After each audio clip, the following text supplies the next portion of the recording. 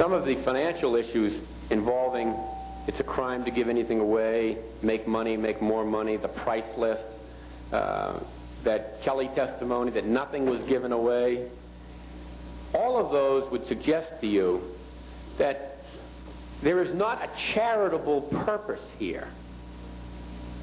You can't give, for instance, auditing which is alleged to be for spiritual travail to a terminally ill person, if you remember the testimony of Laurie Taverna. I mean, that would give you some inferential suggestion as to the charitable purposes of this organization, or whether it's just to acquire money. And what it does with its money, if Casey Kelly thought that the money was being used to infiltrate the city commission's office, as opposed to all the things that he thought it was being used for, there's a level of deception that has been practiced right there, which this commission can consider. There's a level of charitable purposes right there that this commission can consider. And those types of things go all the way down the evidentiary chain.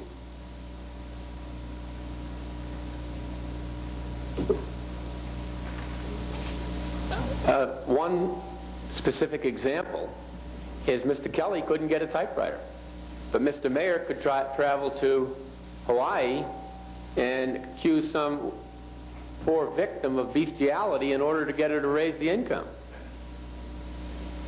Or Janie Peterson couldn't get paper, but Gary Klingler could be sent to Boston to tell Lavinda Van Schaik that her husband was having an affair, that her lawyer was going to be disbarred.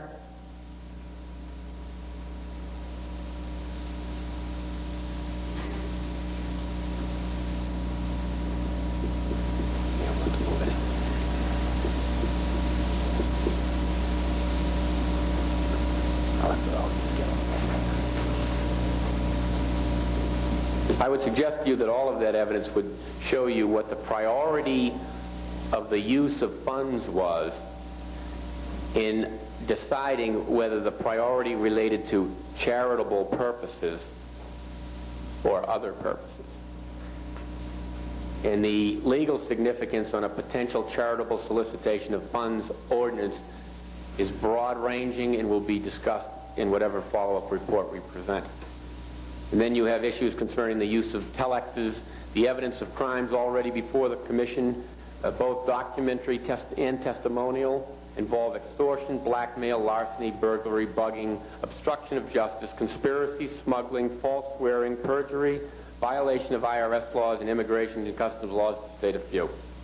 Civil torts involve fraud, breach of contract, invasion of privacy, emotional distress, breach of fiduciary duty, and potentially the minimum wage laws, to state a few.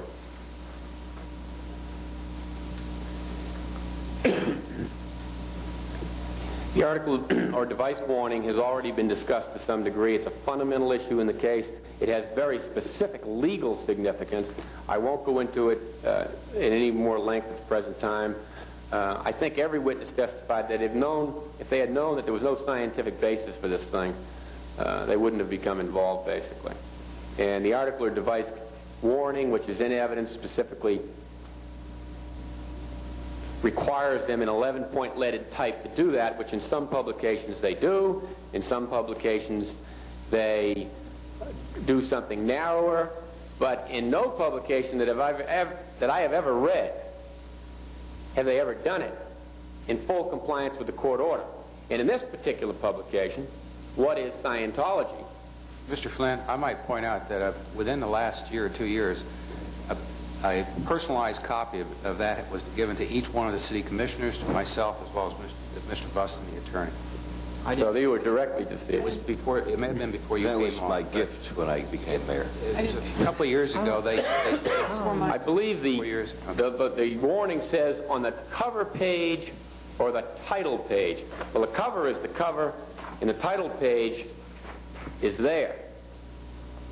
That's the title page. And you can ask people that are familiar with publications. I used to be the editor-in-chief of a law review, so I know a little bit about publications. But you can ask perhaps the reporters what the cover page and the title page is. And then you turn to this page, and you see the size of the print, and stuck in here, and I think you can see the size of it, is the E-meter is not intended or effective for the diagnosis, treatment, or prevention of any disease.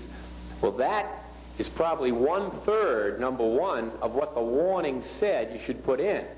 And I won't dig out the warning now, but it's a number of sentences, and it goes on in detail. That's a very shortened down version. It's not an 11-point leaded type. It's not where it's supposed to be. And I suggest to you that the level of deception perpetrated by this organization in placing it where it placed it, on this particular page where they give the printing dates, not too many of us read those, is something that inferentially you can consider.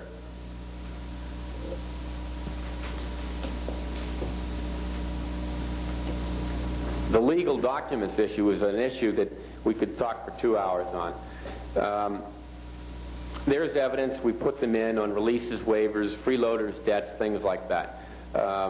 Kelly testified that he thought that he would only have to pay the freeloader's debt if he tried to get back in.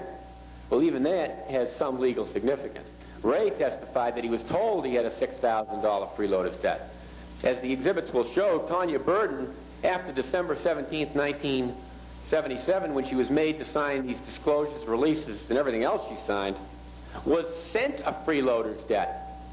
She was out of the organization. She was not trying to get back in the organization. She was out, and she was told that she paid it.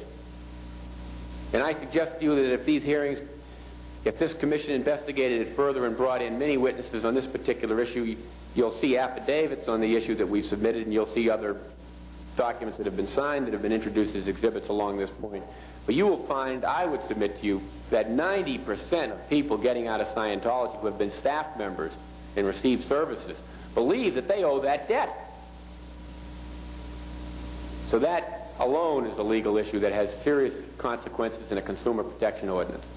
The Kelly's marriage license, although a small item, is of some significance because it relates to the disconnect policy and the attitude, and you've seen the disconnect policy on the overhead transparency, that you must divorce someone who is PTS to you, someone who is against Scientology.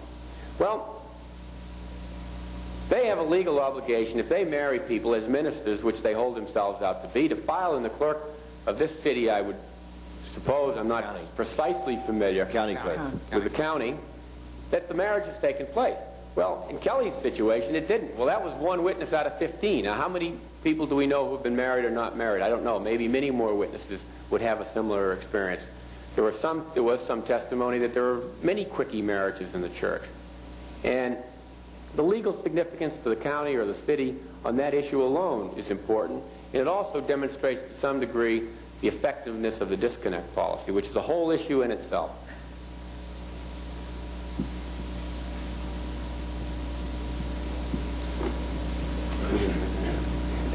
There is the whole issue upon which no evidence has been submitted on organizations like ASI, Applied Scholastics, Narconon, the Elderly Society, Jairus, etc., their purposes and what they do. But intertwined with all that is the question of if these women are having children and are married or not married, the legal consequences to the children. There are issues pertaining to whether or not who's supporting the children, who's legally responsible to support the child, whether they go on the welfare rolls. In the city of Boston, because of our own particular investigatory efforts about how the staff lives in the city of Boston, we have determined from many former staff members how they live in terms of food stamps, welfare, unemployment, and things like that. That issue hasn't even been addressed in these proceedings. And the potential consequences to children, or there's a particular welfare program for dealing with children.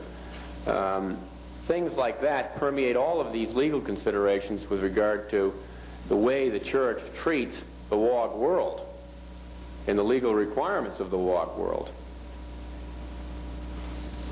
And then, for instance, to perpetrate the level of deception that I would submit the evidence shows on an individual such as David Ray and make him sign a release and further perpetrate the deception that the release is binding, so he's afraid of even going to a lawyer, or doesn't even think of going to it because he thinks he signed a release. I mean, this is a 19-year-old boy you're talking about. Most of those kids, they wouldn't even know how to go to a lawyer. And they think they've already signed a document, so all their rights are lost anyway. And we're not talking about a document that gives them the right to get in heaven or hell. We're talking about a right to bring a lawsuit pursuant potentially to a consumer protection ordinance over here in the Pinellas County Courthouse to get their money back.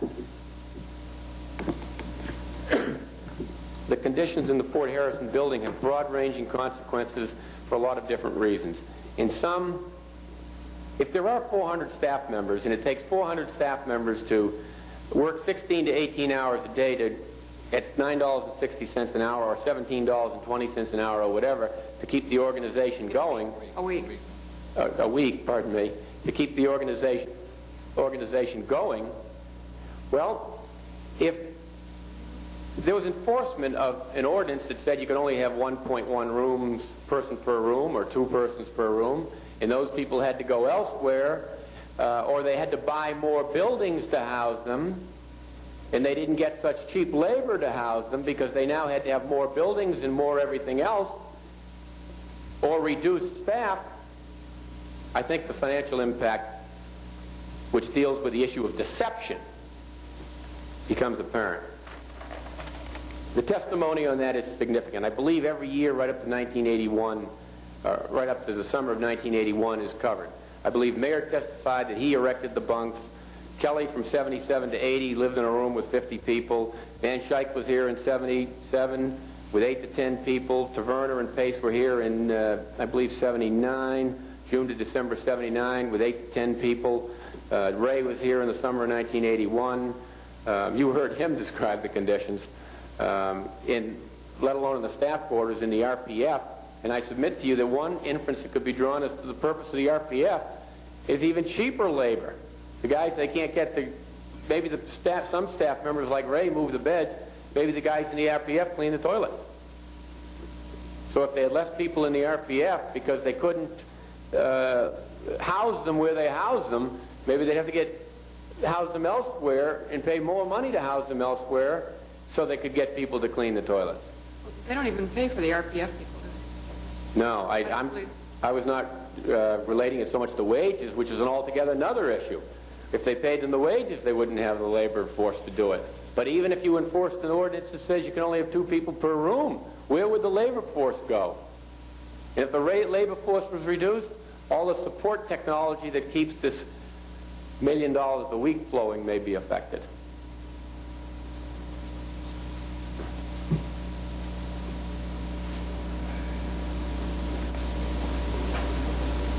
One point of interest is that in 1981, I believe David Ray testified in the summer, he was over at the Fort Harrison. At that time, this is from my memory, the Scientologists, at least with regard to the Bank of Clearwater building, were erecting awnings outside their building at some point during that period to try to spruce up their image, their PR image, while David Ray was chest deep in garbage and living in a room of 8 to 10 people. I would suggest to you that may have something to do with deception of this city.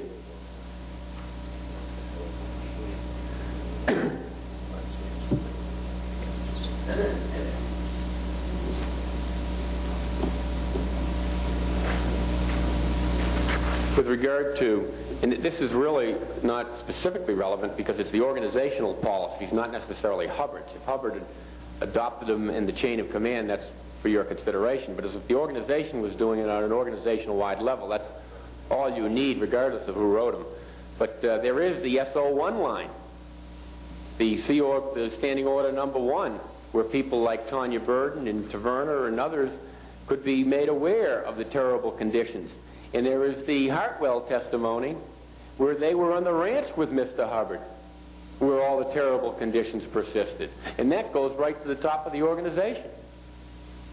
The inferences that can be drawn there are of significance. The medical issues are of obvious significance. It's a whole area which could be investigated in itself. Perhaps it's appropriate for the AMA or your local investigative agency to do so. There has been testimony, for instance, from Van Schaik that she had to drink alcohol for the hepatitis epidemic. There is the affidavit of Garitano that he was here, he got hepatitis. If you want to go out and take his deposition or pay for him to come to the city, that could be done. Those epidemics and those problems should not be treated by medical offices. The city should be aware that they exist, and they should be given proper treatment. And as someone testified, there wasn't enough money to go to the doctor. I believe it was David Ray was told that by the medical officer. There wasn't enough money to go to the doctor, but there's enough money to infiltrate and steal documents from agencies all across the country, including, as the extensive exhibit shows, documents in this city.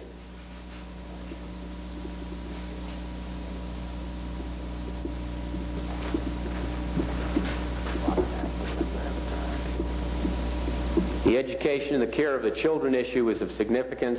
The testimony by Ms. Van Schaik about the death of that child, which is currently under investigation, deserves to be looked into. I will state, and this is not to be taken as part of the factual record, but only in terms of your consideration for pursuing an investigation of this subject. We do have other evidence that has nothing to do with Lavinda Van Schaik about that situation. And when Lavinda Van Schaik testified about it, for your information, we didn't even know that she was going to testify about it, and we didn't know that she had that information because our information comes from other sources. And we were quite surprised when we heard it. The things like telling children and 13 and 14-year-old cadet org members that the U.S. government nerve gas Jonestown people is of significant concern when those same 12 and 13-year-old children are working day and night, or working all day and playing video games at night and not receiving an education. Ms. Taverna testified that in another city her child didn't receive a proper education. There is testimony to some degree about what some of these children were doing here. The ideal testimony would have been from a teacher who had been in the city of Clearwater. We have that evidence in Los Angeles, and we have hard, concrete evidence. We don't have anyone who's come forward who was anywhere close to a teacher or a nanny in Clearwater that we could have presented to you. We do have that situation, and we've presented an affidavit on it with regard to the person's knowledge of the conditions in Los Angeles, and you've got Tanya Burden's testimony that she was here in her affidavit for all those years, and she never received any. And you've got Rosie Pace's testimony and Lori Taverna's testimony, which relates to some degree to the issue, at least enough to perhaps suggest to you that there should be some investigatory effort made in that area. We're going to have to, there's the issues of restraint, physical versus psychological. There's some evidence of, probably more evidence of a psychological type of restraint, but there is some evidence of actual physical restraint, and I believe the record will bear that out. David Ray got in a fist fight because he wanted to go out for one day. Taverna was asked to go with her ethics officer to physically restrain someone. But I believe the bulk of the evidence shows more of a psychological restraint than a physical restraint, but there is some evidence of the latter.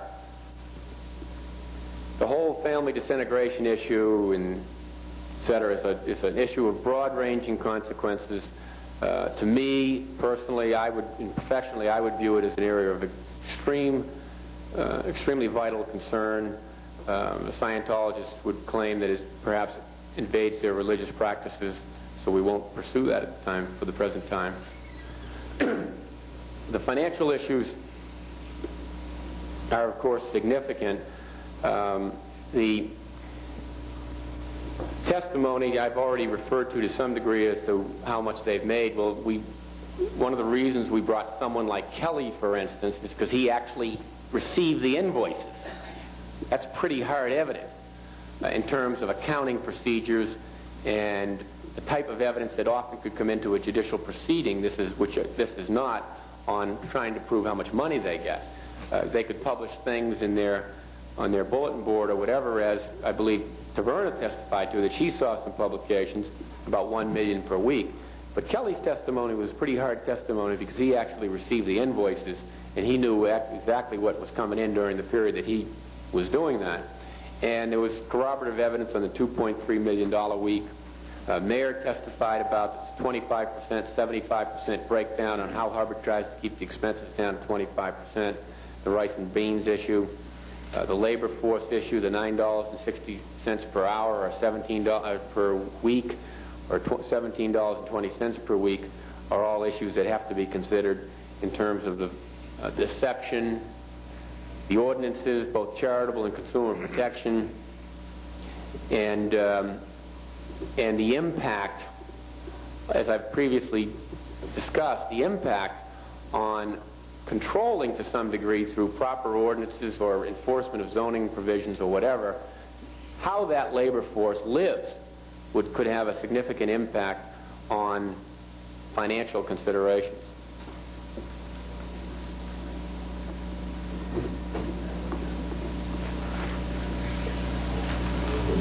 The Clearwater connection has a lot of very specific items of evidence. I believe the overall, and I could run through them all, I believe they'll all be borne out in the record when it's created, and the legal inferences to be drawn therefrom. I suggest to you, as I suggested at the outset, that the primary consideration is the organization, not the individuals, not Hugh Will here or Janie Peterson or even L. Ron Hubbard. The primary consideration is the organization, whether the organization has got policies doing the types of things that some of these witnesses have testified about, and what can be done to deal with those policies in your city to prevent them from happening again, and perhaps even to correct abuses that have been inflicted upon people in this city in the past, maybe in the recent past, maybe in the more remote past, but possibly give them some degree of remedial protection. Thank you. Does that conclude your summation, sir? Yes, it does, Mayor. Okay, you were 15 minutes early. Ladies and gentlemen, I'd like to take a break for lunch and then come back, and I'd like to have us, the City Commission, decide what they want to do, if anything, with respect to what has happened today. And so we will take a break and come back. When you want to just come back in an hour, ladies and gentlemen? 5 or 6 years, we have heard louder and louder rumblings that the Church of Scientology has disregarded such ethics, has violated numerous city codes, as well as the basic rights, and has been engaged in profit-making endeavors, the personal gain of individuals within the Church. It was because of these charges that your commission took it upon itself to conduct these investigations into its secular conduct to determine if further legislation is needed. Failure to abide by basic and just codes of human safety and welfare, and failure to cease activities that appear at this point to be fraudulent and deceitful would leave the city of Clearwater with no alternative but to work within the framework of existing ordinances and those that are contemplated as further guarantees for all our citizens' well-being, including the Scientologists who are here for certain periods of time. There's a hope that the Church would appear here today to refute the testimony being presented this past week. The Commission had hoped that there would be sufficient evidence presented by both sides as to require much serious thought and discussion on the part of the Mayor and the Commission. Since the Church of Scientology does not seem fit to appear here to address the issues being investigated against itself, and there are many serious charges that have been levied against it in the past 5 days, they leave your Mayor and Commission no alternative presented this date but to go to step 3. I want to reiterate that this Commission has been careful to refuse to listen to testimony that speaks of the religious dogma and refuse of Scientology. We're only interested in those practices that may adversely affect both the people who reside or visit Scientology facilities in Clearwater, as well as those accusations which, if found to be valid, are being used to fraudulently dupe innocent people. Members of this Commission are sworn to defend the laws of this country, the state of Florida, and the Clearwater Municipal Code. Nowhere in any of those laws is there an exemption granted to an individual or group because it's being religious rather than secular. We will see that our laws are enforced in a manner wherein everyone is treated equally No one or no one group will be given any special treatment. It is our hope that when the dust finally settles, we will let our actions speak clearly, that we consider each and every citizen of Clearwater to be equal, that we expect every citizen of Clearwater and every organization within, with respect to secular conduct, to adhere to the same set of rules and ethics for the protection of the Clearwater and its citizens. That is my comment on these hearings, and we will be gathering up further information as to do exactly what we should do about this. It will be studied, disseminated, and dispersed to other agencies. If my fellow commissioners have any final thoughts or questions, I would like to yield to you at this time. Mrs. Garvey. I really don't think very much needs to be said, except to thank the consultants for doing a very, very good job. I think they laid the groundwork exceptionally well. And also, of course, thanks to the witnesses who appeared. Without them, without their courage, we would have gotten nowhere. And I guess the only question I have is, what's our next step? Mr. Hatchett, do you have any parting words? I'm grateful to Mr. Flynn and his staff. In fact, I'm grateful to the City Commission who took the courage, and even though I'm a part of it, I want the general public to know it took a courageous step to make that decision. And it's not going to haunt me. I'm going to hang with it so long as it's legal and I know it's right. I have the responsibility under the Charter and under the state of Florida to pursue it. Thank you again, and same as you, Miss. I'm going to hang in there and ask for the next step. Before you, Mr. Colbeck, I just want to praise the Commission and the staff. You know, these hearings could have got out of hand. Someone could have used it for personal gain or to monopolize it, and I think this Commission is very fair in the way it conducted itself with their investigation, and also the way they conducted themselves personally and professionally up here at this podium. Mr. Colbeck. I was first, just to comment briefly on our consultants. I read many, many times about the brash attorney that was pulling in $80,000 or thereabouts. And I think the citizens of Clearwater should know what the $80,000 went for. Upwards of 5 attorneys working 3 straight months in Boston. That went for not only their expenses but for their payments. The secretaries, the reprinting of voluminous materials, documentation, collation of everything that had something to do with Clearwater. And there was a lot of question in the city as to where that money and why, that sum of money. And I think it was well spent. It was a little over 1% of our total budget. But I think that was probably the best percent that I've seen spent in a long, long time. We stayed away from belief in religion, and we as a commission recognize that the freedom of belief in a religion or exercise thereof is absolute, but the conduct is not, and the Civil Liberties Union is out there. And I think the hearing showed that perhaps there are more civil liberties that may be being violated than just what was reported in the paper. Maybe the civil liberties of some of the people in the church. And it's not the city of Clearwater against the Church of Scientology at all. The way I see it is there are 1,000 people, staff members in that building over there, or in the buildings in the city, that are citizens of Clearwater. And I look upon these hearings as trying to protect them from the superiors or perhaps the policies that are making them work 20 hours a day, 7 days a week, as testimony showed, for only $9.60. Try to protect them from contagious disease and get them good medical care, get them good sanitary living conditions. So I don't see it as a city versus church. I see it as doing our responsibility to even protect the staff members themselves. And I'd like to see us move forward with the next phase. Mr. Burfield, do you have any parting comments? Just a couple here. To those people that appeared as witnesses, I would just hope that they would leave not thinking that I was an adversary out to cook their goose or anything like that. I think that we, the people of Clearwater, owe them a debt of gratitude that they would have the tenaciousness, putting themselves and their families on the line the way they did to come forward and testify. As to Mr. Flynn, I had not met him before this hearing. I had read a great deal about him. This morning, I think he was unduly criticized for what appeared to be some ethical conduct of his in coaching the witnesses. As an attorney, what Mr. Flynn did was probably the most dangerous thing that any attorney can do, and that's just let your witness go free. If you want to get killed in a court case, just give them a narrative and they'll kill you.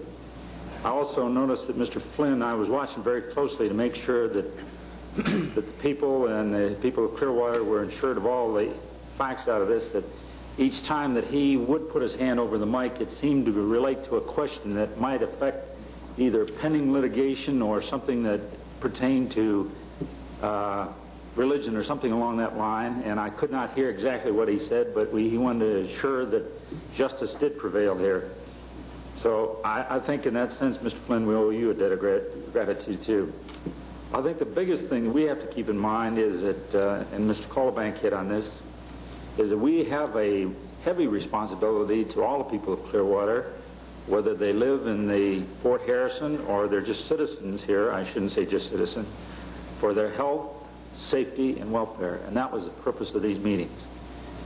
And I think that there have been other situations that have happened here in the United States that had hearings been conducted on them, people would have not said, how could that have happened in whatever city it was?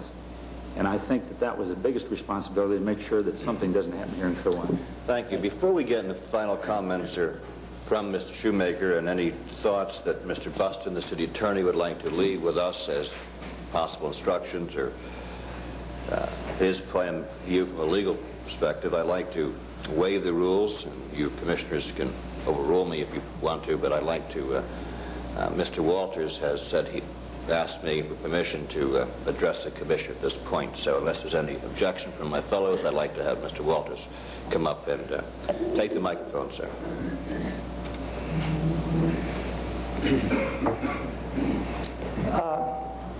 I just want to say, and I consider myself still under oath, that I just want to let you know, the citizens know, the great change that's occurred for myself and the witnesses.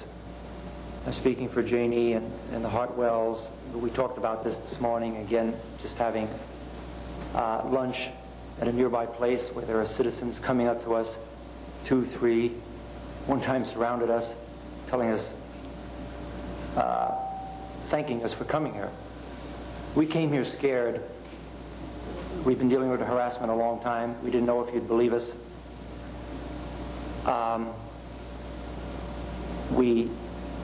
It was very hard for us to come here.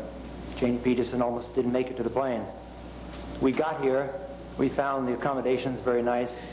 We were put under protection, which otherwise we would not have come here. The police men that we met were exceptional young guys, well-trained. I'd like to thank the chief of police for the selection of the people. I can tell you that if they were not as good as we saw, we would have left immediately. The hotel treated us pleasantly, courteously. If that's a sign of the rest of the hotels have here, you've got better hotels in Las Vegas. So all in all, we came here scared. We end up leaving with a little bit of courage. And let me tell you, with a lot of respect and admiration for Mayor LaShire, Mr. Calderbank, Mr. Burfield, Mr. Buston, Mr. Shoemaker, Mr. Hatchett, Mrs. Garvey. You have a lot to do with giving us the courage to speak up. We are meeting the people today outside, and I can say last night I went on the beach for the first time without protection and met your citizens. We are developing a fondness for the friendly people of Clearwater. You have a great city, a city that cares. It was our privilege to be here. Thank you. Thank you very much, sir.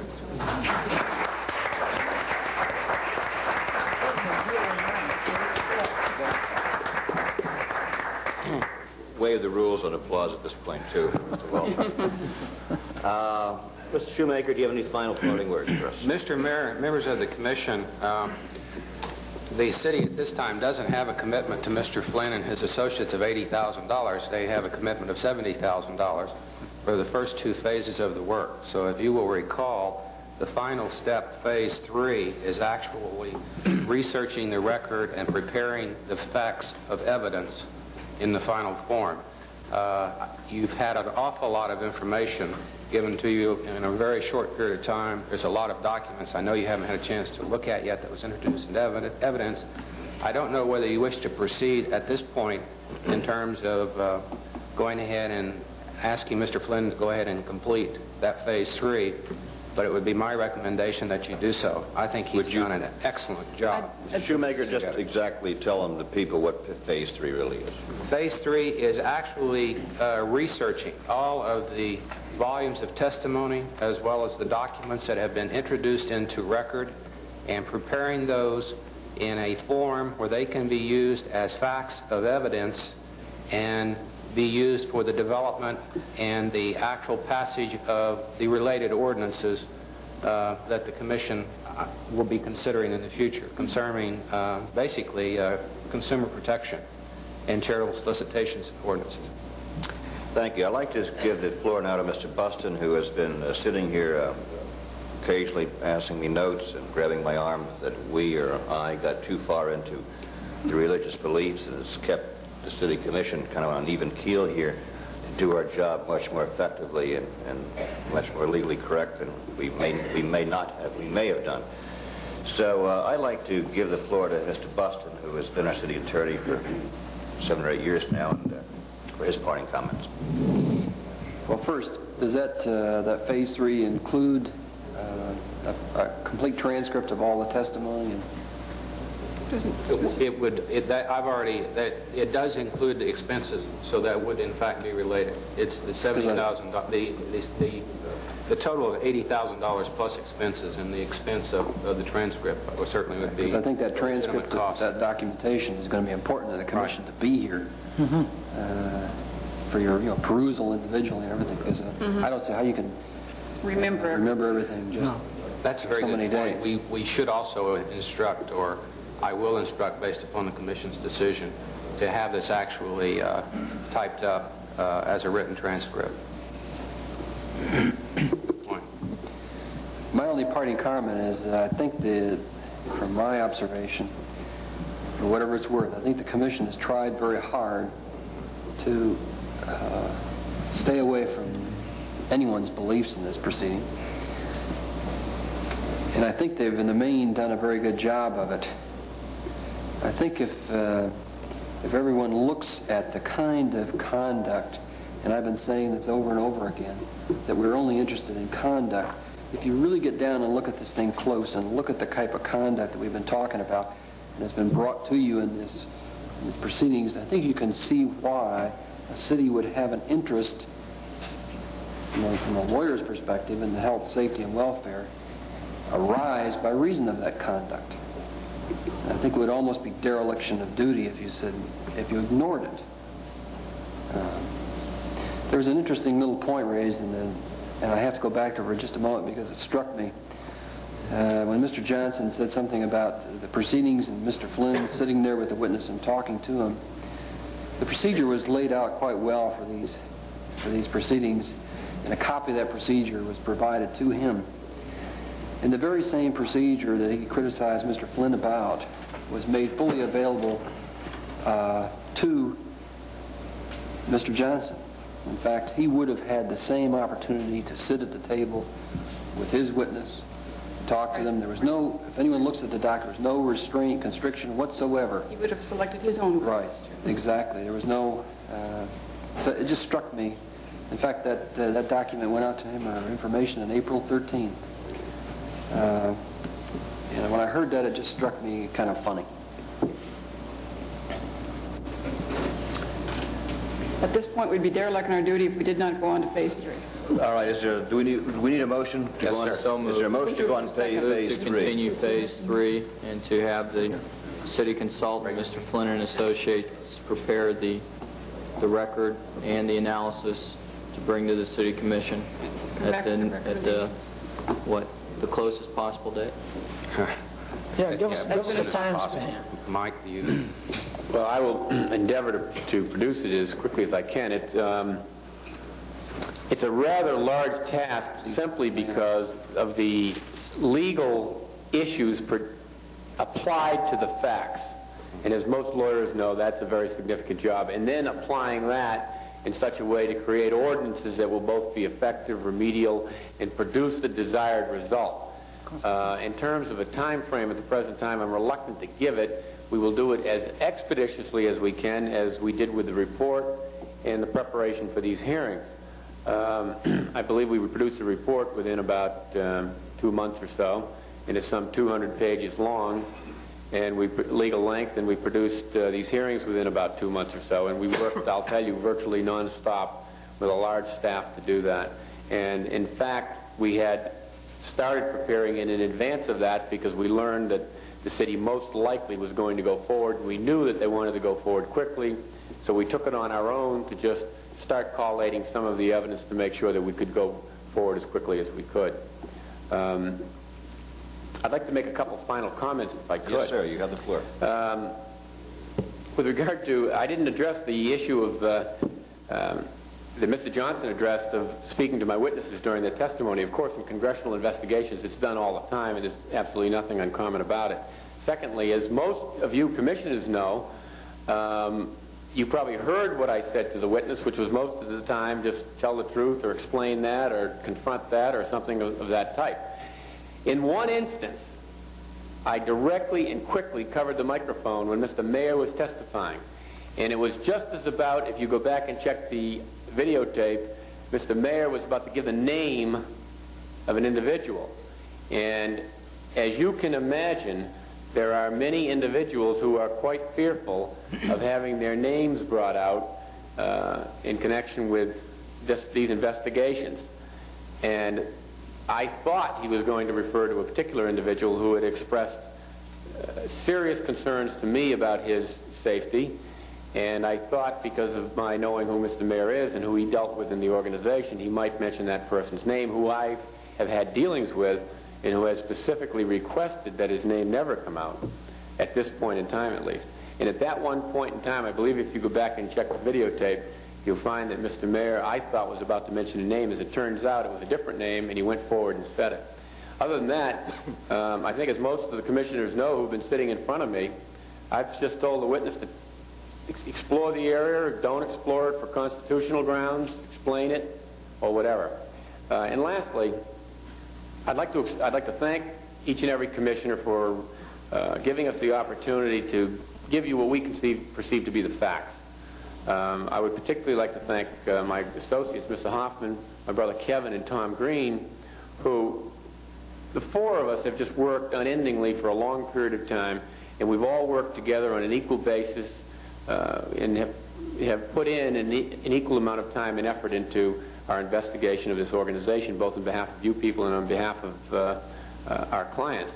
And most of the time in the media, it's Mr. Flynn this and Mr. Flynn that, most of the time next to an $80,000 figure. And you don't see the backdrop of what took place to produce those hearings. I'm sure most of you realize now, after seeing them, that it took a great deal of effort. And that effort was expended on the part of all four of us and other staff personnel back in Boston, but mostly on the part of the four of us. And all they see is my name. And so I personally want to thank the three of them, because I know how much they did, and in some instances I'm sure that they did more than I did, and yet they see my name in the newspaper. Fortunately, it's also my name next to the figure, and so I get both the attack and the criticism. But they did a great deal of work, and they deserve a lot of appreciation. And lastly, I'd simply like to say that there can be something done. The facts show it. If truth is brought to bear in this organization, and the organization is exposed for what it is, the city can do something. And remedial ordinances will be effective, and it will help people that have been harmed by this group, and the deception can be stopped. And I firmly believe, and I wouldn't have worked for 3 years on this project if I didn't think that something can be done. And I think that more and more people that are seriously interested in confronting the issues raised by the Church of Scientology in the areas of deception that we've raised will in itself cause something fruitful and productive to be accomplished by curing those problems and negating those abuses here in the city of Clearwater. and I firmly believe it can be done, and I hope the Commission and the people of the City of Clearwater feel strongly enough about the issue to pursue it. Thank you. In conclusion, I'd like to thank the people. We have a motion on the floor. And Seconded. a little discussion, too. I'd like to, as the record comes out, I'd like specific recommendation on some areas that are not our jurisdiction, that would be federal jurisdiction, Yes. as to put together either a complaint or a report or a compilation of the data and who we send that to. In one instance, a person told us of being signed up as a minister to avoid the draft. In another instance, we've heard of less than minimum wages and telexes for criminal activities, and I'd like to see, as part of the record or part of the Phase 3, specific analysis of those areas that are federal in nature and how to bring it to the agencies that are responsible for it. We would assume that would be included in your recommendation.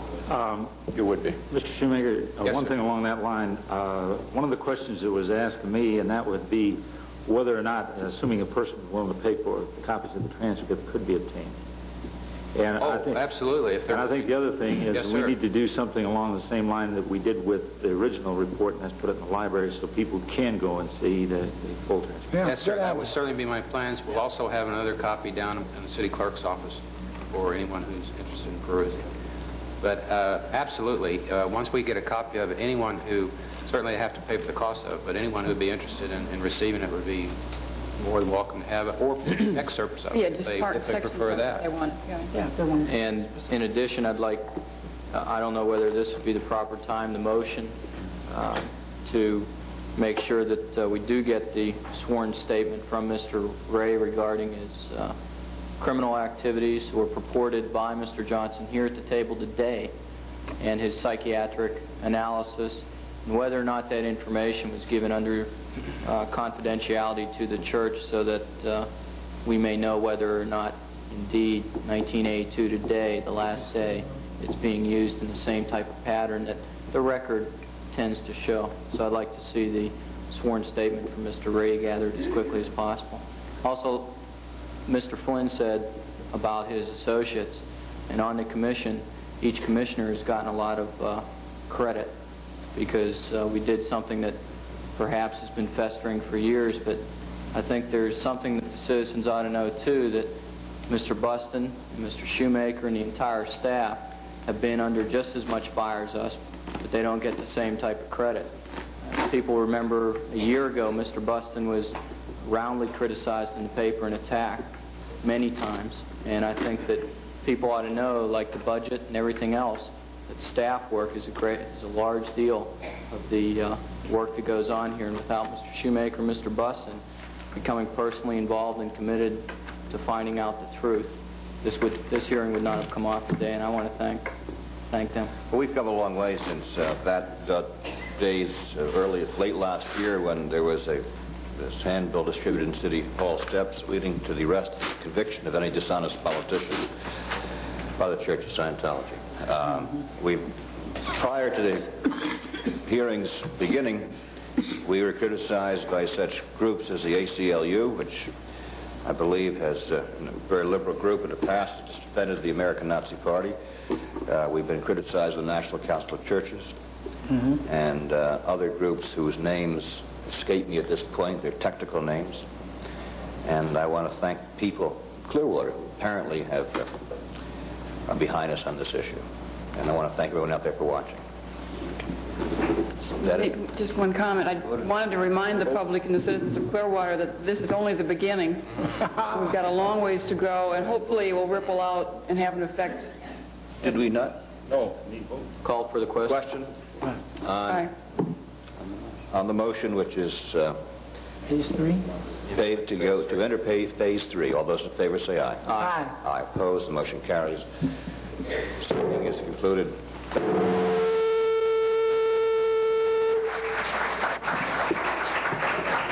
I want to begin to thank. This is what we're going to do. Yes, Tom, how are you? This is what it was Who's back?